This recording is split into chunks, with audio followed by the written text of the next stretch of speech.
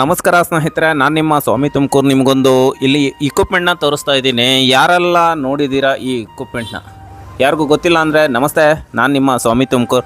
ಜೇನು ಸಾಕಾಣಿಕೆ ಮಾಡುವಂಥವರು ಏನಾರ ನೀವು ಟ್ರೇಗಳನ್ನು ಮಾಡ್ಕೊಂಡಿದ್ರೆ ಇದರೊಳಗಡೆ ಇಟ್ಕೊಂಡು ನೀವು ಜೇನುಗಳನ್ನ ಗೂಡಿಂದ ಇರುತ್ತಲ್ಲ, ಈ ಥರ ಪ್ರೆಸ್ ಮಾಡ್ದಂಗೆಲ್ಲ ತಿರುಗಿಸ್ದಂಗೆಲ್ಲ ರಾಟೆ ಮೂಲಕ ನಿಮಗೆ ತಿರುಗಿಸ್ದಂಗೆ ಒಳಗಡೆ ಇರ್ತಕ್ಕಂಥ ಜೇನಿನ ಹುಟ್ಟಿನ ಹಿಂಡೋದ್ರ ಬದಲು ಇದರೊಳಗಡೆ ಹಾಕ್ಬಿಟ್ಟು ಫೋರ್ಸಾಗೆ ತಿರುಗಿಸೋದ್ರಿಂದ ಜೇನು ಹನಿ ಇದರೊಳಗಡೆ ಸೇರ್ಕೊಳುತ್ತೆ. ಇದು ಯಾವ ಸೈಡ್ ಬರುತ್ತೆ ಅಂತಂದರೆ ಈ ಮುಖಾಂತರವಾಗಿ ನಿಮಗೆ ಜೇನಿನ ಹನಿ ಬರ್ತಾ ಇರುತ್ತೆ.